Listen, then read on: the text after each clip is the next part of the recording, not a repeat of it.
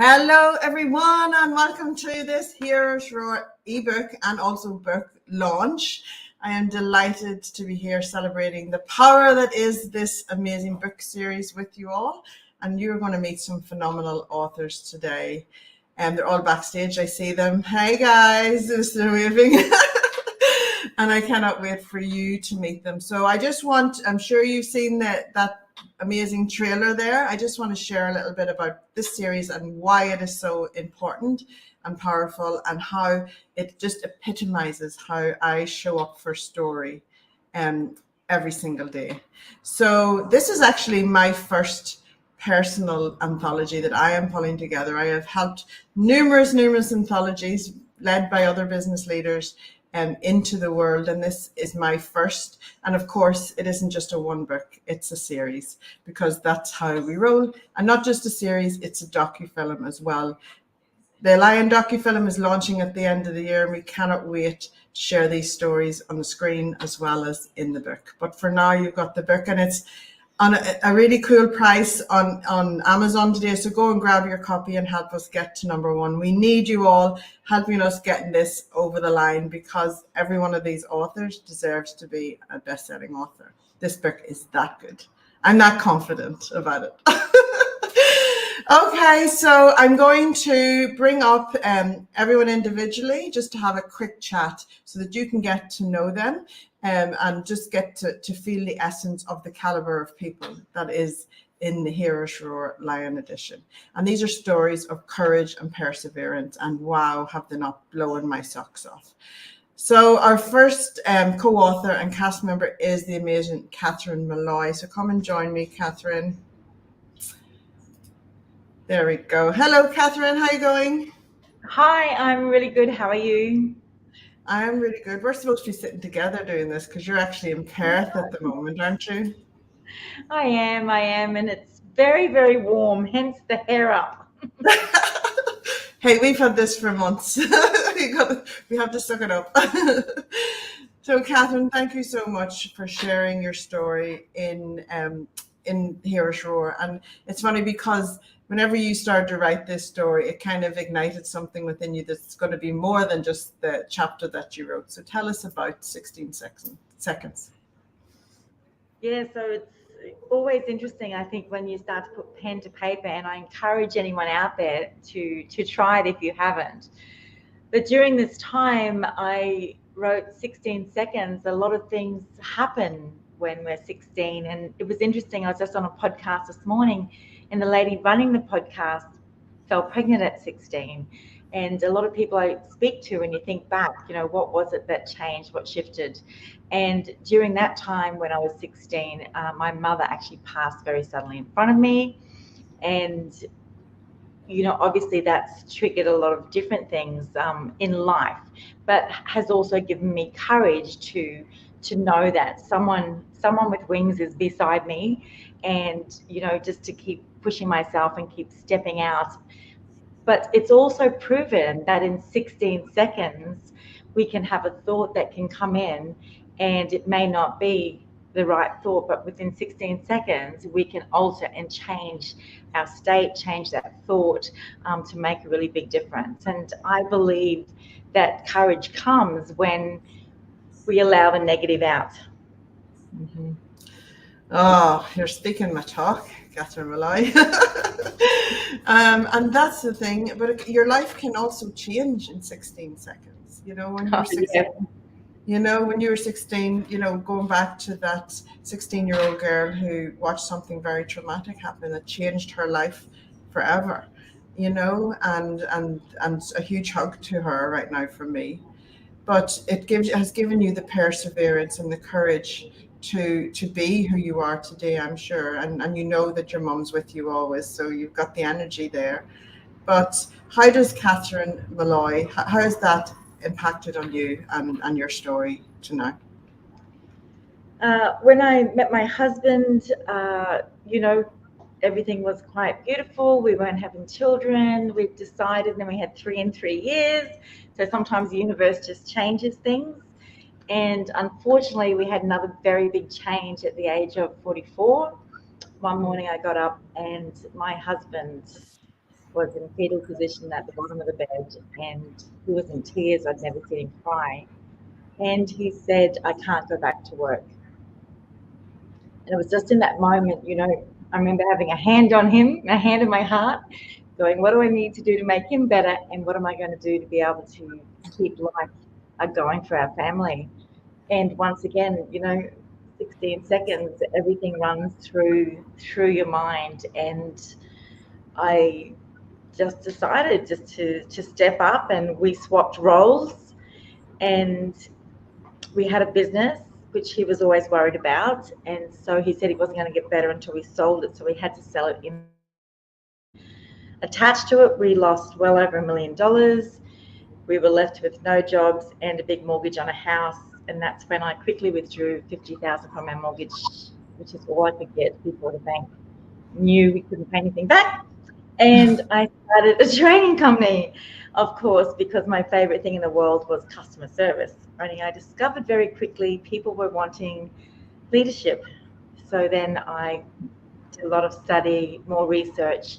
And during this time, I'd always worked with body language, mindset, and behaviors. I'd studied behaviors. So it made a massive difference when it came to leading. And then in my first year, we signed over $1 million in contracts to be delivering training over the next 18 months. We grew to around 18 staff and 36 trainers around Australia. Then we went international.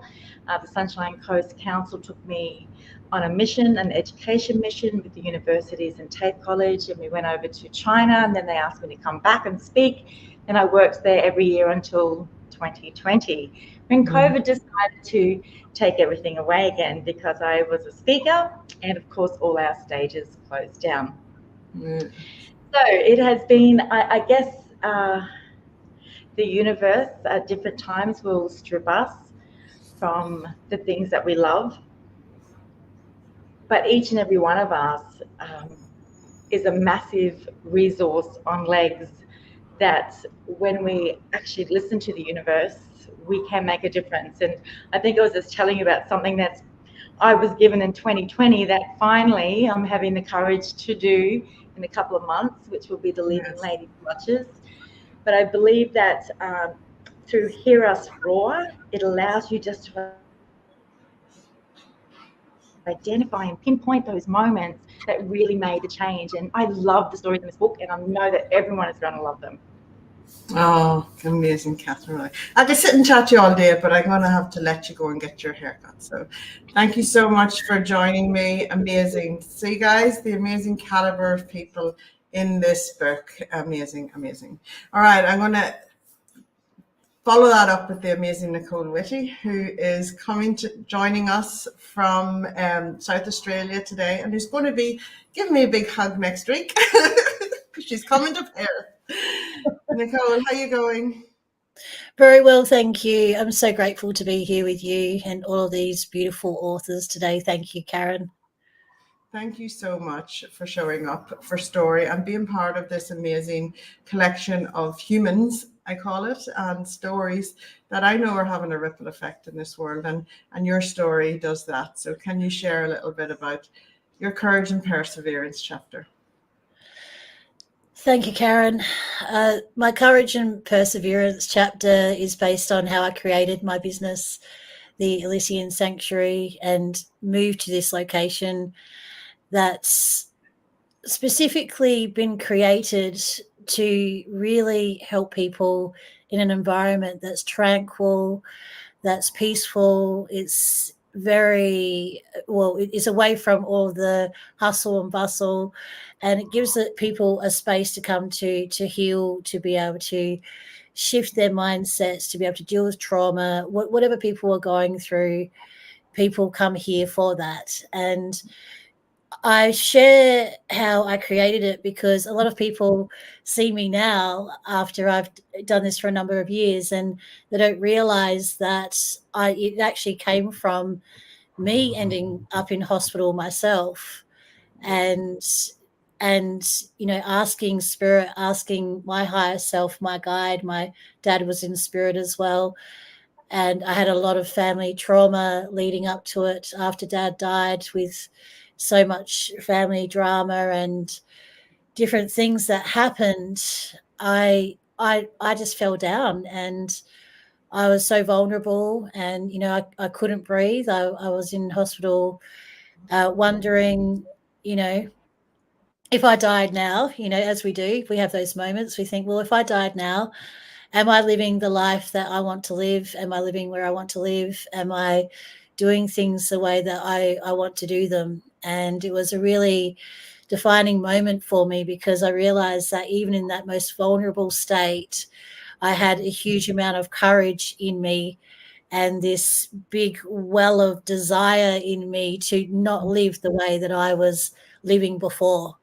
And I had to change it, and I wasn't going to accept anything other than the way that I wanted to live from that moment on. And that was the gift that came out of it, and it's inspired a lot of other people, of course, from hearing that that story. Because, as I said, a lot of people, they see people that are in a place where they've able to been to they've been able to create success, and they've been able to create great businesses that are helping other people, and they don't realize that it comes from a place of my like for me, my own suffering and my own despair. And it took a huge amount of courage for me.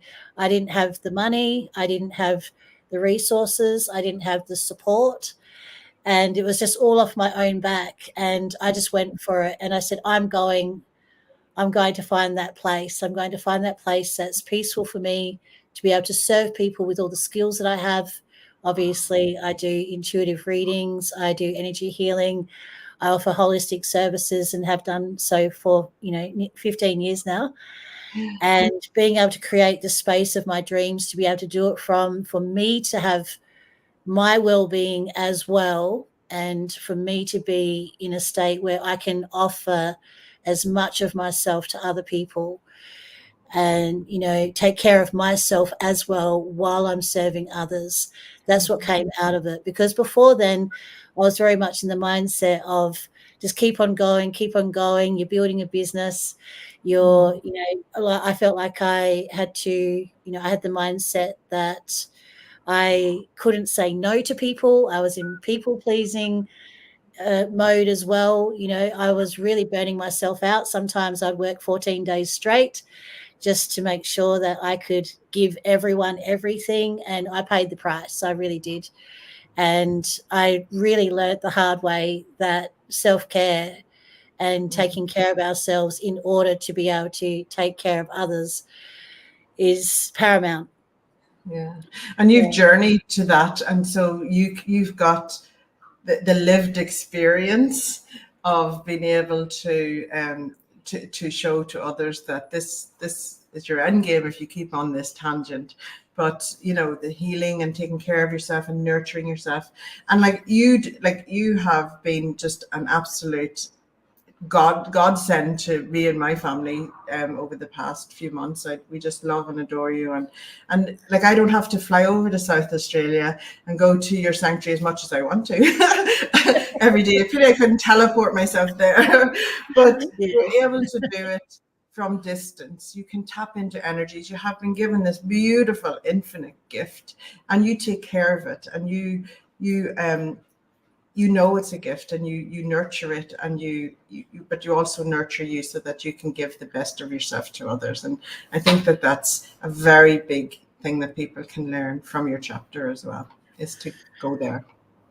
Yeah, it's so important, and it's a blessing to be able to work with people all over the world, all over Australia, and be able to, I think what it does for people is everyone realizes from that moment when you experience it, that there is no distance, there's no separation with energy, and with being able to send love and send healing, and the power of that, and that intention when it's done from the heart.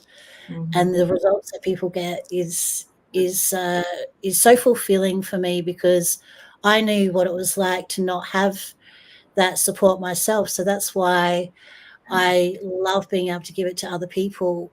And I understand what it's like, when you have moments where you feel like, I don't know what else to do. I need someone to reach out to, and I'm happy to be that person for people. Oh, amazing. Oh, again, I have to scurry through everyone, but thank you so much, Nicole, for always showing up and for sharing story and for all of the energy work you do. Beautiful. Thank you. Thank you, Karen. Thank you so much. Oh, amazing. Okay, guys, I'm going to pull up the amazing Ali Bannister. Hey, Ali, how you going? Hello, I am marvellous because it's nearly St. Patrick's Day. Oh, it is. We get to drown some shamrocks. I put my Irish green on. Ali, it's on a weekend this year. I know, which is I'll even talk to you more later dangerous. about that. Ali lives quite close to me. If we walked 10 minutes towards each other, we would meet in the middle. So there you go. Yes, we do. And there happens to be pubs there too, right in the middle. Yes. On the ocean. Moving on. Ali, you are our first chapter in Heroes Roar. So you are. So what an honor, hey? And I am blessed. I'm so grateful that I am. I just think it's just such a humbling experience to be part of this book, but such a wonderful opportunity. And to me, the story of courage just resonates with me all the time. And this was such a really cathartic experience writing this story. It was incredible. It brought up so many emotions to myself that I'd forgotten about as a young woman. And it made me really, truly realize why I do what I do today. Yeah. Oh, it's just beautiful. And I called upon you. I was like, come on, you have to be part of Heroes Roar. Because you were the author of another book called Get Your Rear into Gear. So you can imagine the humor and the forwardness, the approach that Ali comes to. There's no nonsense, let's get to it kind of approach. So. Absolutely. And that's the thing, but you can do it with a smile on your face. And I think it is about that. It's about, being realistic. I understand. So personally, as a career coach, I think it's very much about helping people, particularly women. And that's what resonated with me in the story more than anything else. It's about being brought up in that Irish household in the 1970s where money was really scarce, really, really scarce. And what do you do to get yourself out of that situation? And, for myself and my brother, I started working on the markets probably when I was about 9 years old. And I thought, right, okay, if there's not enough money to go around at home, how can I become a business development person and get some money into my bank account for the things that I wanted? But I guess also this, the story that I've written, I believe, to me, was about you become sometimes as a woman and through your paradigm a bit of a people pleaser. And my father was from Northern Ireland, from Belfast, and my mother was from Fermanagh, a place close to your heart. And you have this hereditary these genetics almost that you kind of do what you're told. And that was very hard for me because I was very outgoing. And so my dad worked on a night shift to earn extra money. And so I became this kind of people pleaser on the one hand when I was a young person, but then I started to rebel as an older person. My mum never returned to work after she had 4 children because she was a full-time housewife, which in the day, I guess, was quite normal. But she lost all of her confidence after having kids, and she never went back to work. She lost her rhythm, I guess. And so I've made it my mission to help as many women, and young women particularly, to really build their own confidence and recognize their self-worth so as they can go into the workplace and hold their head up high as an equal, regardless of their circumstances. I was, a bit of a tomboy / rebel when I was a youngster, but I realized it was probably, I was quite anxious. There was an underlying anxiety because my dad was on nights for about 20 years. I daren't make a sound in the house, but I'm this outgoing, gregarious person. So I had this internal battle going on that I felt as if there was constraints, but upon me, and I wanted to break those constraints. So I just have taken it upon myself, potentially, more so in the last 6 years when I've had my business, to empower as many young women on this planet. So I've partnered with 30 local governments across Western Australia. I provide career coaching services now so as women and young people can access them for free, so they can build their skills, build their knowledge. For example, today I was teaching LinkedIn and how to start your own business. We've just come off the back of International Women's Day last week.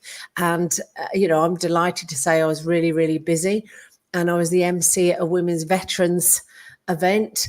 And I've just made it my mission to get out there and push myself, but to show as many young, middle-aged, mature, women that they have so much to offer the world and the world of work. And I think sometimes that's lacking. And, they can still find their joy, even if it's in their 40s, 50s and 60s, whether it even be starting their own business. And we know so many women, more mature women, that have actually started their own business and have been incredibly successful.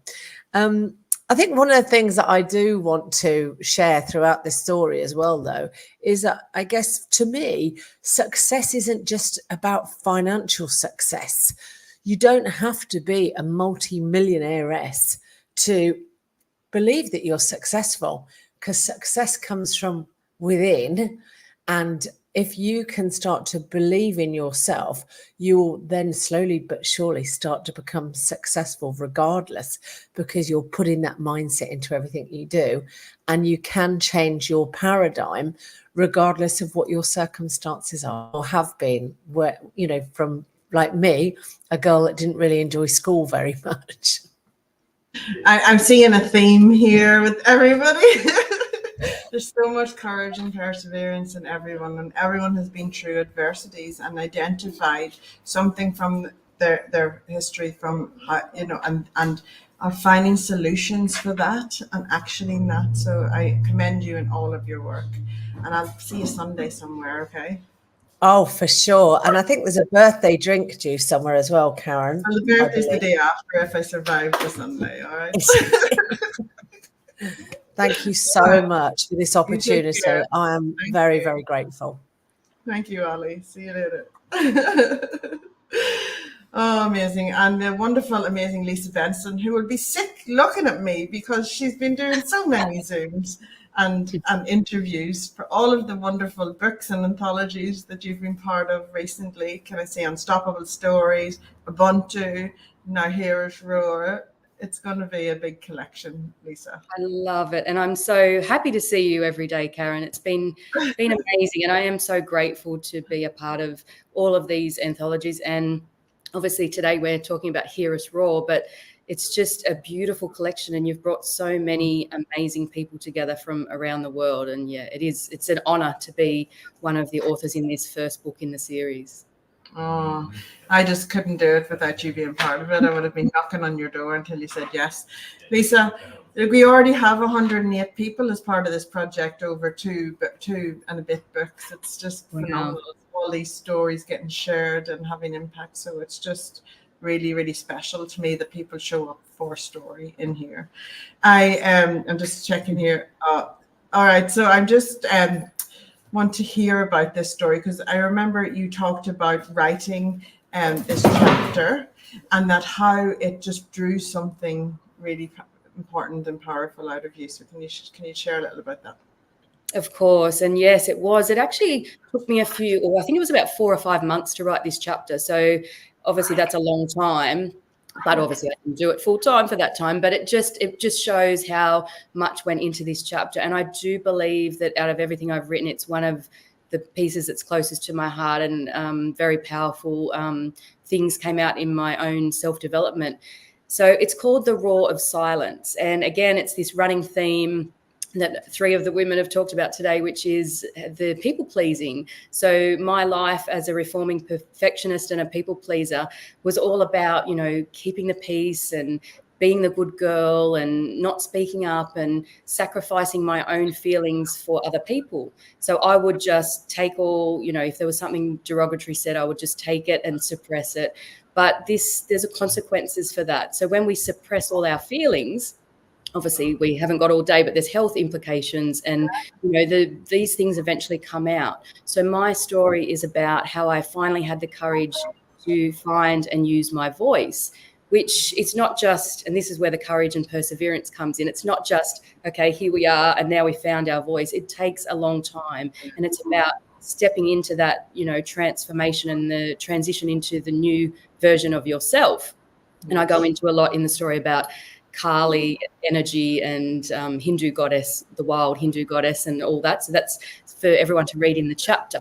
But the main thing I want to get across is that when we do step into our power and speak up, and my situation was someone was very derogatory to me and I spoke up, but my instant reaction was the guilt, and it actually induced one of probably the lowest points in my life because of all this conditioning and the guilt of, you shouldn't have said that. And, sometimes it's best just to say nothing. So I want to empower people, and especially young women, to be able to step up and actually say how they're feeling. And people will be disappointed and people will be upset, but we have to be authentic and to be our true selves. We have to be able to stand in our power and speak up and say how we really feel. Oh. Love it. That's your Miss Universe speech there, Lisa. Oh, thank you. There you go. Record a copy of it. I'll send you the recording. It's it's just such important work, and to share and have that impact through story, and that's what you do. You really, I love your whole, how you do it. Like, you get the smudge thing out, you clear the air, you clear the energy, and then you just immerse yourself in the story and deliver what the reader needs to read. Look, there we go. See?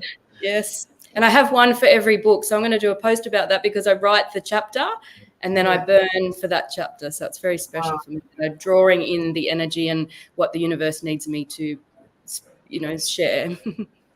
I would love for you to do, and for all of our authors to do, like, your own video so we can share it, because there's just so much more than we can't fit into these big, where everybody's coming on. I'd love for you to do that, so please do. Of course. Thank you, Karen. Thank you so much. Oh, I just keep smiling. And you're going to meet another human, and it's no coincidence that she has to come after Lisa Benson. Hello, Fleur Chambers. Hi, Karen. So nice to be here. It is so lovely to have you here, Fleur, and thank you so much for showing up for story in Hero's Roar. Can you share a little bit about why Hero's Roar was important to you in the Courage and Perseverance chapter? Yeah, absolutely. I just decided to have some fun with this chapter, actually. And when I saw the beautiful front cover of the book, 2 moments I'd had with lions just came flashing across my awareness. And so I decided to reflect on the symbolism of them and how that related to courage and perseverance. And so the first story I reflected on was when I was 19, footloose and fancy free, and told my mum and dad I was going to Africa with my boss, who was also my boyfriend and 12 years older than me. And so I smiled at that, and I got the film ready to catch these lions doing these amazing moves, and instead all we saw were lions sleeping. And so what that opened up for me was the courage to rest. We often think that courage needs to be this outward, fast-paced, strong manifestation, but actually to rest is a really courageous act in this productivity-driven world that we live in. And so I explored the cycles that we naturally go through and which ones we lean into and which ones we resist, like planning, striving, wishing, wanting, hibernating, resting, hurrying, parting, all these different cycles that we move through, but we lean into some of them and we lean away from others. So I explored this idea that courage is actually being with each of the cycles of our life as they naturally happen. And then the second lion story that came up was when we went to a beautiful zoo in America, and there were these two lions who had been living together as partners for 14 years. They had two lion kids together, and the woman became very sick. And so they brought in this new and improved model of a lion so the older male lion could mate. And he just wasn't interested. All he did was lay with the older lion until she passed away. And so that just, for me, I get goosebumps just thinking about that, just really highlighted the power of connection, and how actually what gets in the way of connection is the comparisons we make to people who are younger and more attractive, or older and more wise. We upwards compare, we downwards compare. We do it when we're on social media. We do it with other parents, with other people in business. And what that comparison does is it just erodes our sense of shared humanity. So I dived into the possibility that courage is really a willingness to drop the comparison and to lean into this idea that we're all here on planet Earth trying our best with what we've got, with a desire to be seen and heard and appreciated. Oh, just breathe that in, people. Just breathe it in. Love it. Love it. And anyone who doesn't know Fleur Chambers, please go and check out her amazing books, 10 Pathways and Wholehearted Confidence, and her phenomenal Happy Habit app that I actually talk about in my TEDx talk because I love it so much. I just love everything you do. So thank you so much for showing up for Story and Hero's Roar. Well, thank you for being a champion of story, for always having a lightness of spirit and a lot of fun along the way. I'm grateful to be your friend. Oh, thank you, Fleur. We do have fun. Bye-bye. Oh, beautiful. All right, Kiara Sharp is coming to join me on stage. The amazing people just keep coming. Hello, Kiara. Wow, I don't know how to follow on after Fleur's share. What a beautiful story. I was in tears when she shared about the male lion. Fleur, thank you so much. My gosh. So beautiful. That's so my great story. Martin, you wouldn't hear that if Fleur didn't show up and experience it. No. This is why what we're doing is so important, isn't it? And, we're so grateful to you, Karen. So grateful for everything that you do and having this all come together and having us be part of it. Truly blessed. It's a big calling, and I knew you had to be part of it, Kiara, because you've got stories and you share an amazing story in here. And I remember jumping on a call with you and you helped me shift, because I had a big thing about my name at the time, and you just made it so clear, and I ended up making a really clear decision. I got clarity around it. So can you share with everyone, don't give away all your chapter, but just share with everyone a bit of the essence of it. Yes. All right. So the essence of it, there are some messages all the way through the chapter. One of the biggest is that it's so important to listen to your body. Listen to your body and see what it's telling you. The whole chapter is what's in a name, and the reason why I wrote about it is that when I was 29, or from my entire life up until I was 29, I was known as Kerry. And you'll read in the chapter, how that came about. But basically, at the age of 29, going on 30, I became very ill.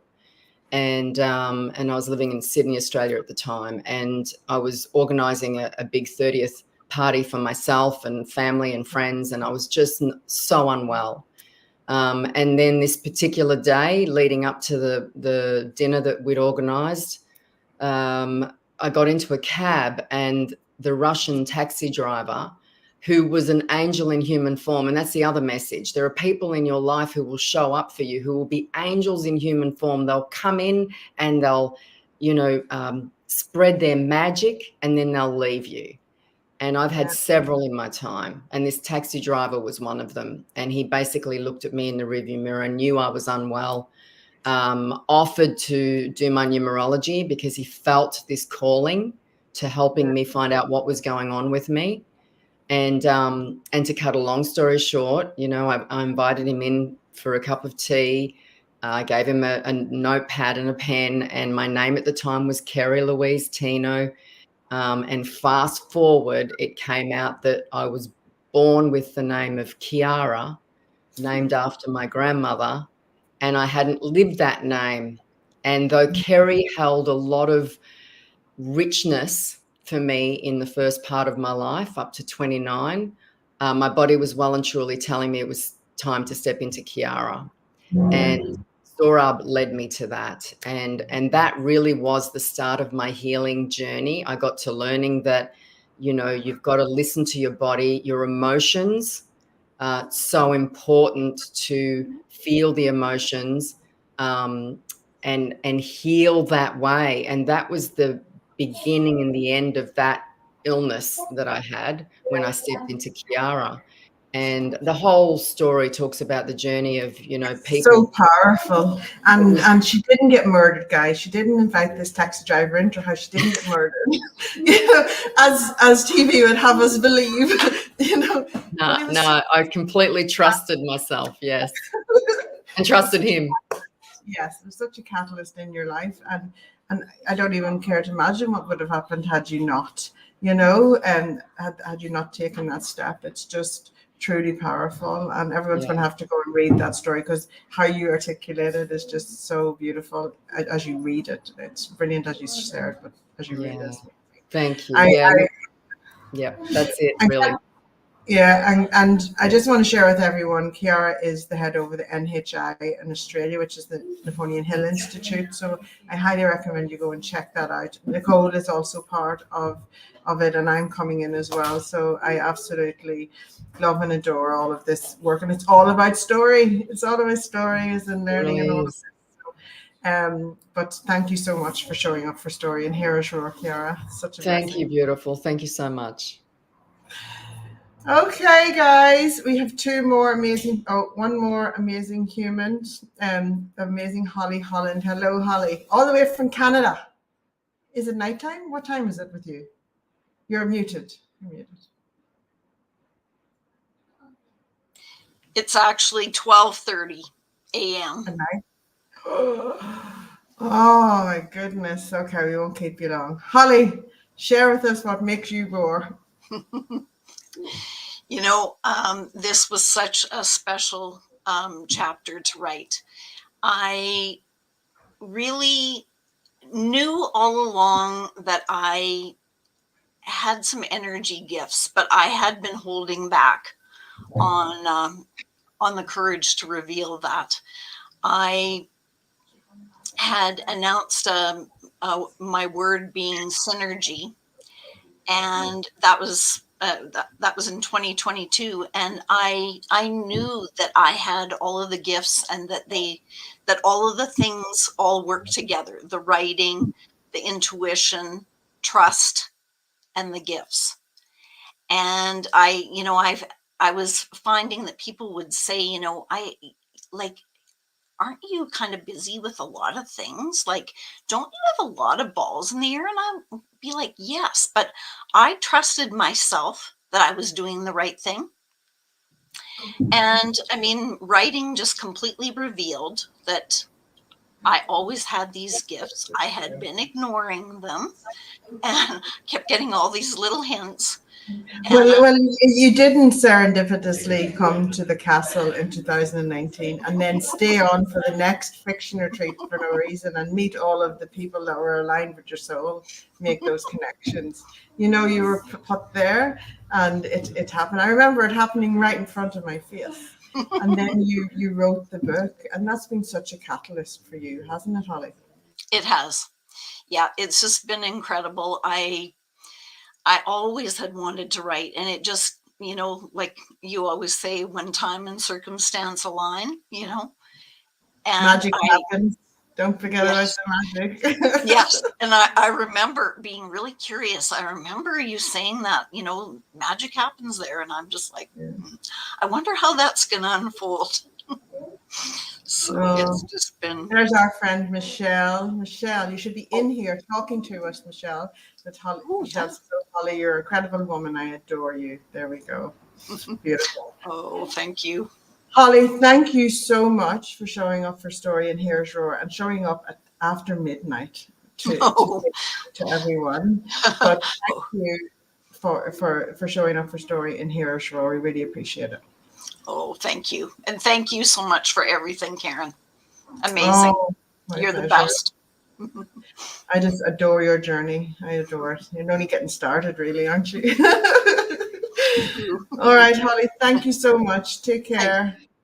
All right, everyone, that is Here's Roar. As you can see, there's 38 people in this book, and you got to meet about 8 of them. Can you imagine? Can you imagine the power of it? So it's on special today on ebook, on Kindle. So go and grab your copy, and make sure that you come and tell us what you think. Send us a selfie, send us your reviews. Everything is, we are so grateful just to get these stories out into the world, because they deserve to be read, they deserve to be heard, and they deserve to have the ripple effect that they were intended to have.